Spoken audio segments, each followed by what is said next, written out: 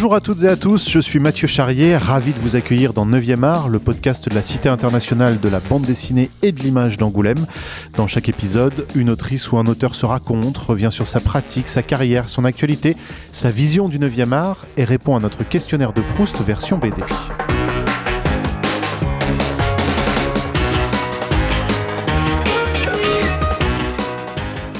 Alors, je suis auteur de bande dessinée depuis maintenant quelques années, connu principalement pour Shangri-La et Carbone et Silicium, et je m'essaye au genre du Sentai et des Power Rangers dernièrement avec Shin Zero. Et bonjour Mathieu Bablé. Bonjour. Présentation qui, à mon avis, a permis à beaucoup de nos auditrices et nos auditeurs de te reconnaître. Alors effectivement, on est super heureux de t'avoir avec nous pour Shin Zero, qui est le dernier livre que tu publies avec Guillaume Singelin. On aura l'occasion d'en parler. On parlera aussi bien sûr de ta carrière, notamment parce que vient d'ouvrir à la Cité de la BD d'Angoulême, au musée de la bande dessinée, une affiche consacrée à la science-fiction qui s'appelle plus loin la nouvelle science-fiction. Là aussi, on va en dire quelques mots. Et que tu signes l'affiche qui accompagne cette exposition, magnifique affiche qui sert aussi de couverture au catalogue d'exposition que je vous invite à aller découvrir. Donc d'abord, je voudrais juste que tu nous dises quelques mots sur cette affiche, parce que quand on te contacte, qu'on te dit voilà, faut faire une affiche sur la nouvelle science-fiction, comment te vient cette idée de rond, de profondeur, voilà, comment tu réfléchis à cette thématique-là ?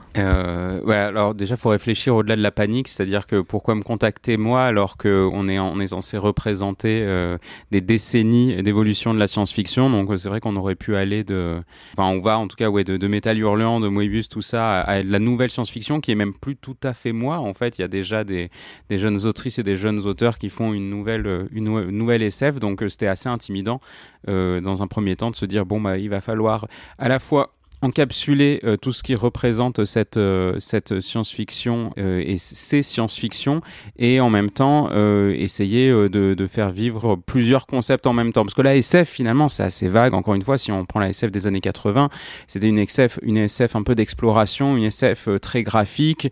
Dans les années 2000, on avait une SF un peu plus art science et je pense notamment à Aquablue, pardon, et puis on est passé, moi il y a la SF des années 2010, ça correspond un peu à ce que je fais, et puis il y a la SF intimiste aussi. Comment on fait pour encapsuler un peu tout ça, d'où l'idée de partir sur une affiche avec déjà beaucoup d'espace, en fait, où laisser respirer, avoir des concepts un peu généraux, donc c'est-à-dire s'inspirer à la fois de la SF d'exploration, la SF vraiment l'imaginaire, et aller vers d'autres planètes symbolisées par ce trou noir où au travers on voit une civilisation différente.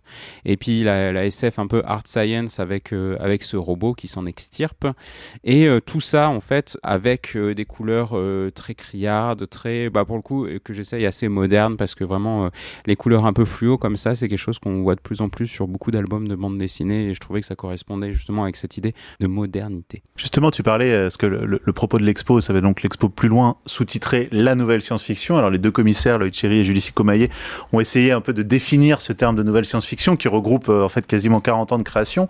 Mais une des composantes de cette nouvelle science-fiction, une des composantes assez importantes, c'est notamment que ces livres de science-fiction, ces bandes dessinées, montrent les évolutions de notre monde, en fait, avec le post-apocalyptique, avec toutes les problématiques environnementales. Toi, c'est comme ça que tu vois ton exploration de la science-fiction, c'est en allant sur ces thématiques-là ? Oui, parfaitement. Pour moi, la SF, c'est de la prospective, donc c'est-à-dire s'imaginer dans un futur plus ou moins lointain, et puis tirer quelques concepts pour voir comment ils pourraient évoluer dans le futur. De toute façon, la SF...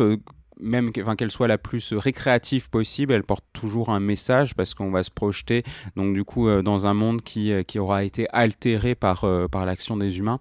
Et pour moi, c'est extrêmement important que cette SF, qu'elle se politise à l'extrême ou non, elle permette de véhiculer des messages, et puis comme ça, en tout cas, d'inviter à la réflexion.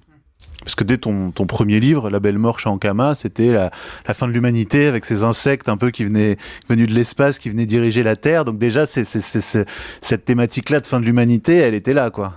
Ouais, parce que moi, dans les thématiques qui m'intéressent, c'est vraiment celle du temps long et du monde avec les humains ou sans les humains, ou avec les humains à côté, ou avec les humains dans une remise en contexte de l'humain, vis-à-vis du monde dans lequel il vit. Donc oui, effectivement, c'est des thématiques qu'on retrouve dès La Belle Mort. Dès ce premier livre, ce qu'on voit aussi, et on le voit un petit peu sur l'affiche, on voit aussi dans les planches que tu as créées pour la précédente expo Croquet, c'est que tu mets vraiment un soin particulier à l'habitat, je sais pas ce que ça veut dire, mais aux immeubles.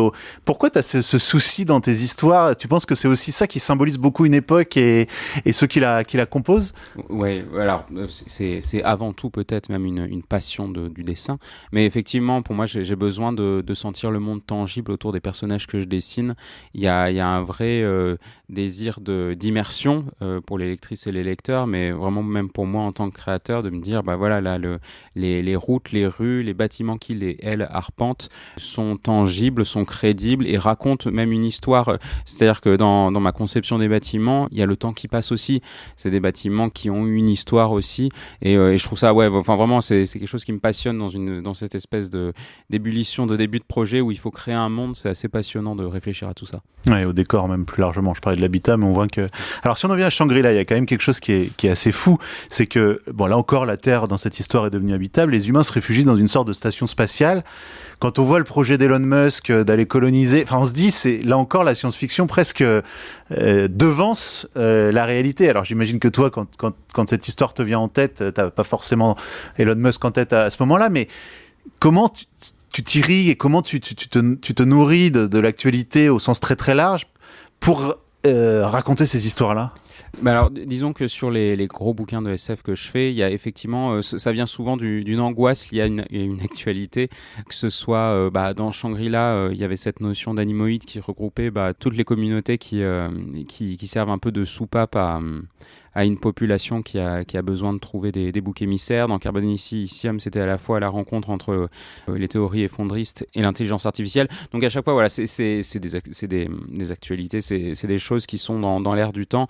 Et voilà, je vais en prendre 1, 2, 3 thématiques et essayer de développer dessus parce qu'il y a un peu ce besoin d'exorciser un petit peu aussi ce truc qui nous arrive en pleine face, notamment l'IA par exemple, ou les dérèglements climatiques. Donc je suis pas sûr qu'en tant qu'autrice ou auteur de bande dessinée, on peut être précurseur dans beaucoup de thématiques parce que souvent on vient en rebond à une actualité, mais pour autant notre job, en tout cas, je pense, c'est d'aller un peu plus loin pour essayer effectivement de dégager les tendances futures. Oui, une sorte de presque de caisse de résonance de la société en fait. Oui, exactement. Ouais. Et tu disais justement que ça sert à exorciser, mais j'allais te poser la question à l'inverse. Est-ce que quand on a des thématiques aussi lourdes et qu'on y travaille des mois, voire des années quotidiennement, est-ce que c'est pas aussi quelque part angoissant parce que représenter ces mondes-là, qui sont quand même souvent des mondes sombres, des mondes difficiles, est-ce qu'il n'y a pas un moment où on s'auto-étouffe, j'allais dire? Si, complètement. Alors moi, je suis sorti, en l'occurrence de Carbone-Silicium, avec une éco-anxiété carabinée. Donc non, clairement, ouais, c'est pas... Oui, je sais pas si ça marche, hein, le côté d'exorciser ces peurs-là. Non, mais bon, en tout cas, c'est intéressant parce que, en fait, en tout cas, de s'y intéresser, puis pouvoir en discuter, là, par exemple, là, avec ce podcast, ou même plus généralement avec des lectrices et des lecteurs, ça permet vraiment de mettre aussi en commun plein de réflexions. Et ça c'est intéressant. Justement, on va parler de Shin Zero, mais il y a eu aussi The Midnight Order, où tu es sorti un petit peu de cette science-fiction. Est-ce que c'était un besoin de diversifier, de respirer, voilà, pourquoi oui, t'es... c'est ça, non mais c'était exactement un besoin de respirer un peu. Oui, c'était d'ailleurs moi j'ai présenté le projet à Angoulême 2017 au sortir de Shangri-La. Et oui, le but c'était de se dire, bon, alors en fait les projets qui viennent que de moi, où je fais le scénario, le dessin, la couleur, et où pendant 3-4 ans je vais m'enfermer dans une bulle et hyper focaliser sur une thématique, c'est pas ultra sain. Et donc Midnight Hells, Midnight Order, et puis même plus récemment Shin Zero, enfin vraiment l'occasion de pouvoir être sur des thématiques différentes et sur des projets collaboratifs, ouais, c'est quelque chose d'extrêmement vivifiant. Shin Zero, tu fais le scénario, c'est Guillaume Saint-Gelin qui fait le dessin. C'est ça. Question bête, mais pourquoi ? Parce que l'inverse n'était pas possible déjà. C'est-à-dire que moi, je suis toujours depuis 2021 sur Silent Jenny, donc mon prochain gros one-shot de SF que je termine dans quelques mois là. Et donc, c'était pas du tout possible de se dire c'est moi qui dessine, c'est lui qui scénarise, ou on fait l'album à 4 mains. Donc non. Et ce qui est étonnant, et rigolo d'ailleurs, c'est que quand Guillaume est venu pour me proposer ce projet, en fait, ça venait d'une idée que j'avais eue moi il y a quelques années, et on avait discuté de cette idée donc des Sentai ubérisés. Et moi c'est une idée que j'avais vraiment mis de côté parce que en fait c'était un projet qui demandait justement de dessiner des personnages extrêmement vivants avec une gestuelle vraiment vraiment souple, etc. Enfin tout ce qui n'est pas ma spécialité mais qui est celle de Guillaume. Donc au final que je fasse le scénario et lui le dessin, c'était probablement la meilleure configuration pour le projet. Ah, tu as commencé à esquisser effectivement l'histoire, donc c'est Sentai, cette tradition japonaise de combattants qui ont inspiré les Power Rangers. C'est un peu comme ça qu'on les a découverts en France. Mais là, en fait, dans la société d'aujourd'hui, telle que vous l'imaginez, la raconter dans votre livre, ils sont entre guillemets plus grand chose, ils sont obligés de se vendre sur une application type Uber où en fait les gens les recrutent pour faire du gardiennage, vigile de magasin, donc et à travers finalement cet état de fait, c'est surtout enfin moi c'est comme ça que je l'ai ressenti en tout cas, un peu un état des lieux d'une forme de jeunesse un peu désabusée, qui à une époque représentait beaucoup et qui aujourd'hui représente peu de choses en fait. Oui, parfaitement, c'est tout à fait ça, et c'est de toute façon le maître mot, la thématique de ce projet, c'est vraiment la désillusion de notre époque, quoi. C'est se retrouver face à des espoirs et des envies vaines à cause de la configuration, encore une fois, économique, écologique et politique, et de se dire à quoi bon, quoi. Et c'est vrai que ce sentiment, cette mélancolie-là, c'est quelque chose d'assez fort, d'assez représentatif, et l'associer à un concept qui est presque antinomique, quoi, à savoir le côté un peu kitsch des Sentai et très coloré, etc. C'était un peu un mariage étrange qui a permis de faire jaillir plein d'idées, en fait, finalement, et toute une logique, parce qu'au-delà du concept, on a réussi à créer un univers, je pense, qui fonctionne bien sur ce concept d'ubérisation des héros. Et un concept autour du manga, c'est un peu, on peut le dire, ton premier manga, on peut le présenter comme ça. Oui, alors moi je suis ravi dans la mesure où le manga c'est vraiment je suis né avec le manga et j'en lis depuis que je suis tout petit. C'est un peu par accident en fait, Guillaume le raconterait mieux que moi, mais c'était pas tant l'envie de faire un manga que l'envie pour Guillaume de faire un projet sans couleur, parce qu'il en avait sa claque un peu avec Frontier, sans couleur, et puis toujours parce que lui il est beaucoup dans cette envie de se renouveler sur sa narration, et donc avoir une narration un peu plus fluide, un peu plus rapide, ce qu'on trouve typiquement dans les mangas. Et est-ce que la question s'est posée de le faire dans le sens de lecture droite à gauche? Parce que là, c'est un manga de gauche à droite, j'allais dire un manga européen, on va dire ça comme ça. Et non, pas un seul instant, parce que justement, on s'est dit, en fait, le label 619, on fait plein d'albums avec plein de formes différentes, et on se réclame de l'héritage manga, on se réclame de l'héritage comics, mais pour autant, on fait pas du comics, on fait pas du manga, on considère qu'on fait de la BD franco-belge métissée. Voilà. Et donc voilà, c'est un format manga, mais pour autant, voilà, c'est le sens de lecture normal, et c'était un peu notre grande question, et je saurais même pas où le classer, je saurais même pas où demander de le placer pour les libraires, tu vois, en librairie, je sais pas. Et justement, est-ce que tu dirais aussi que c'est quand même un livre de science-fiction? Oui, complètement. Justement, dans cette idée de prendre un instantané de l'ambiance de notre société et puis d'aller un peu plus loin, ou en tout cas dans une direction qui permette de prendre du recul sur ça. Donc pour moi, c'est parfaitement de la science-fiction. Oui. Avec question des liens familiaux, du harcèlement de rue, de la pollution des sols et du lait infantile. Enfin voilà, avec encore beaucoup de thématiques. Oui. Et vraiment dans cette idée, en fait, et qui est pour moi l'idée principale qu'on vit aujourd'hui, c'est-à-dire il y a tout qui nous arrive. Tu vois, c'est que tu peux plus boire de l'eau sans te dire ma merde les PFAS, tu peux plus bouffer en te disant la pollution des sols. Et en fait, ça n'arrête jamais. Et voilà, c'était vraiment ce sentiment de dire dur, quoi. Que voilà, c'est ce qu'on voulait faire transparaître dans l'œuvre. Si on regarde ton parcours plus largement, ta formation, on a l'impression que ça a été assez facile pour toi. Oh, punaise, j'en ai honte, mais oui, c'est terrible. C'est terrible parce que c'est absolument pas représentatif de la difficulté que n'importe qui rencontre dans ce métier, qui est un métier dur. Moi, je suis sorti d'études en 2008. J'ai signé Label Mort, mon premier album, en fin 2009.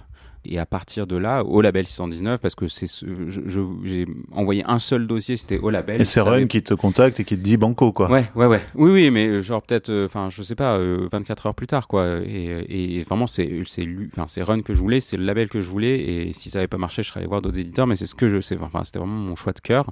Ça a marché, et à partir de ce moment-là, j'ai pas eu besoin de quitter le label. Et finalement, j'ai fait 2 BD qui ont moyennement marché avant l'arrivée de Shangri-La en 2016, donc vraiment très rapidement, et un succès d'estime et commercial qui a fait que après tout était beaucoup plus facile. Donc oui, je me l'explique pas encore. Il y a eu il y a eu de la chance forcément, il y a eu plein de bons choix, ne serait-ce que d'aller voir Run, et ne serait-ce qu'il ait l'idée de faire Shangri-La dans un format one-shot d'eau toilée qui est devenu une espèce de norme à partir de ce moment-là, quoi, pour les romans graphiques. Donc ouais, c'est assez fou. Et enfant, tu lisais déjà beaucoup de BD de science-fiction, ou tu lisais tout, du franco-belge, du manga, on en parlait tout à l'heure? Tout. Là, pour le coup, j'ai vraiment eu la chance d'avoir des parents intéressés par la fiction de manière générale, que ce soit le cinéma, les animés ou la bande dessinée. Donc c'est vrai que moi, je lisais autant du comics, des mangas et de la franco-belge. Enfin, les titres de science-fiction qui m'ont le plus marqué, c'est en franco-belge, c'est Valérian, et c'est dans une moindre mesure, mais quand même Torgal. Enfin, tu vois, au moment où tu découvres que ah oui, mais ce que je suis en train de lire, c'est de la SF, je trouve ça assez fou. Puis après, moi, c'est beaucoup la littérature aussi. Enfin, c'est Arthur C. Clarke, Philippe K. Dick, Asimov, etc. Ça m'a vraiment nourri à partir de mes 10 ans, quoi. Tu parlais de cinéma, on lit, quand on regarde un peu tes interviews ici ou là, que le cinéma de genre notamment t'intéresse particulièrement. Ouais. T'as eu des propositions, t'as eu des envies d'adaptation, voire même d'écriture d'un film en tant que tel? Alors c'est un monde qui est extrêmement compliqué. J'ai été approché à différents stades et pour différentes œuvres, que ce soit notamment Shangri-La et Carbone et Silicium. En fait, ça n'a jamais rien donné parce qu'en fait, au-delà du fait que le projet a peut-être pas intéressé les bonnes personnes, il y a quand même un truc où le cinéma, ça coûte extrêmement cher. Il y a des étapes de validation nécessaires avant d'arriver à la fin du projet, de telle sorte qu'un film, quelle que soit sa qualité, c'est déjà un miracle qu'il ait réussi à être produit. Ce qu'on n'a pas en bande dessinée, où finalement, produire un livre, ça coûte très peu cher, enfin relativement, et en fait, on est libre de faire ce qu'on veut, quoi. Donc, c'est pas en tout cas une volonté forte de ma part, tellement je m'éclate en bande dessinée. Et je disais que tu fais la DA d'un jeu vidéo, d'escalade. Exactement, ouais. Alors, qui s'appelle Kern, et alors c'est un studio de jeux vidéo montpelliérain qui m'a contacté pour faire la direction artistique et le scénario. Et c'est intéressant parce que autant je te dis le cinéma ça coûte très cher et c'est très compliqué, autant je trouve beaucoup de liens de parenté entre le jeu vidéo et la bande dessinée, dans la mesure où y a des gros mastodontes, des gros studios de jeux vidéo, et puis il y a des gens qui font du jeu vidéo tout seul, et il y a une scène indé absolument incroyable, et tout est possible en termes de style, en termes d'expérimentation.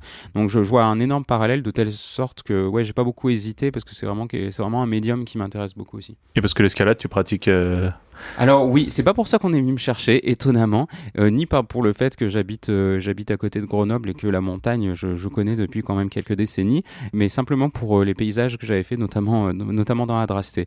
Donc c'était assez étonnant, parce qu'effectivement, je m'étais dit que si un jour un studio me contactait, c'était plus pour de la SF, mais toujours est-il que l'exercice était quand même super intéressant. Et donc tu en parlais très rapidement tout à l'heure, mais là tu travailles sur un nouveau projet, Silent Genie. Je termine un nouveau projet, même, oui. Qu'est-ce qu'on peut en dire?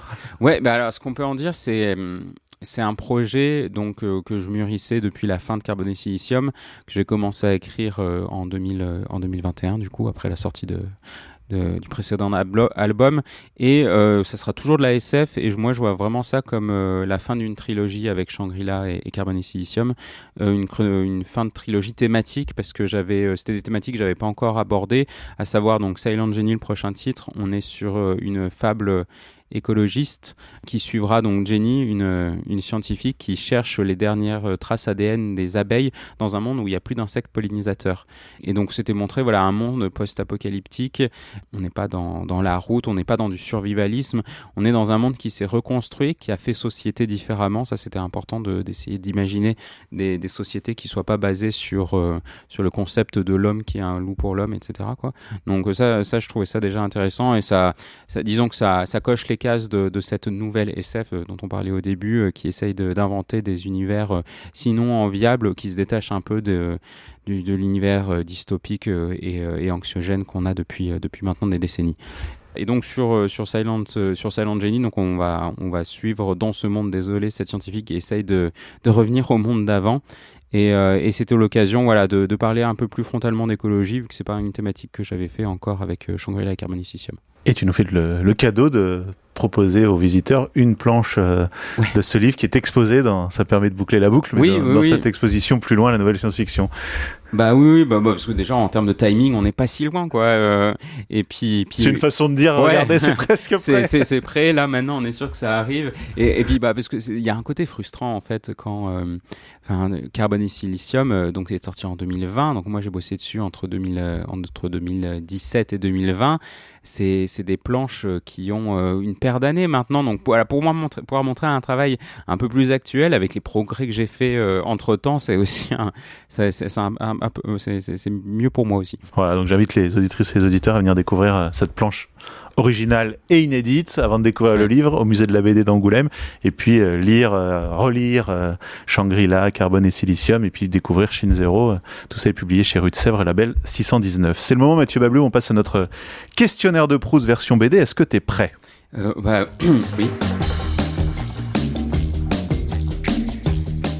La première BD que tu as lue ? C'est très spécifique, je dirais que c'est le Strange numéro 4, donc c'est un comics. Comment tu te rappelles exactement de cette référence ? Parce que je l'ai récupéré de chez mes parents, je l'ai chez moi en souvenir. La meilleure BD de tous les temps selon toi ? Ah oui, bon, d'accord, on y va là-dedans. Je dirais Gogo Monster de Taiyu Matsumoto. Ça m'a bouleversé, quoi. Enfin, tout simplement, voilà, c'est en tout cas je pense que c'est une histoire, enfin un univers, une BD gravée dans mon cerveau pour toujours. La plus belle couverture de bande dessinée ? Elles sont super dures ces questions. Je dirais Les Peasley de Jérémy Moreau. C'est vraiment, on me la cite régulièrement. Ouais. Alors que c'est pas une BD qui a été publiée il y a si longtemps. Mais oh là là. Enfin, tu vois, et si c'était pas celle-ci, j'aurais dit Le Discours de la Panthère de Jérémy Moreau. Donc Jérémy Moreau. Ouais. La plus belle case de bande dessinée ? Voilà, là, on va en revenir un peu à mes intérêts restreints, mais c'est Arzac de Moebius, et je dirais que c'est la case où le ptérodactyle est au-dessus d'une grande bataille, quoi. Parce que, voilà. Quel est ton personnage de BD préféré ? Picsou. Le Picsou de Don Rosa particulièrement. Et tu veux pas reprendre ? Parce que beaucoup d'auteurs reprennent Picsou. Si, ça serait le kiff. Ouais. Ah oui, non, j'adorerais. Ouais. C'est juste que j'ai trop de projets autour, mais ouais, carrément. Ton personnage de BD détesté ? Comme ça, là, je dirais Fantasio. Puis chiant. Il est un peu relou, quoi. Enfin, tu vois, c'est le truc, tu le lis, voilà. Ton super-héros préféré ? Alors, je vais pas faire dans l'originalité, hein. Moi c'est Spider-Man, hein. J'ai grandi avec, quoi, donc.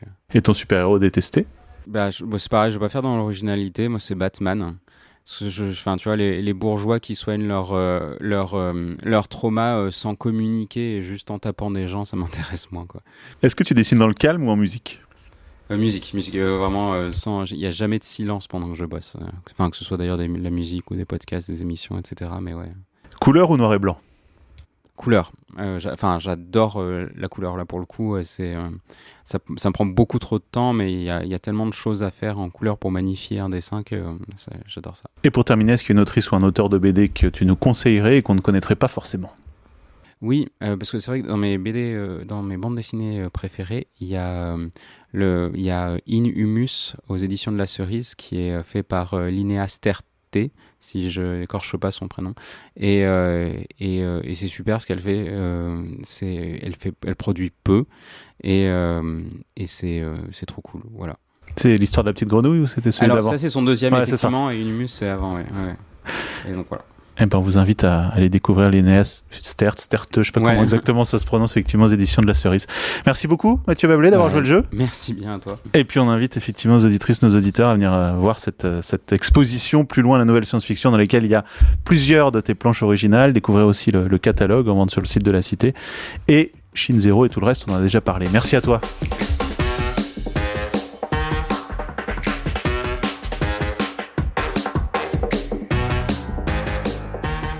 9e art est un podcast produit par la Cité internationale de la bande dessinée et de l'image d'Angoulême, réalisation Mathieu Charrier. N'hésitez pas à commenter ces épisodes, à les noter, à en parler autour de vous, c'est très important pour nous.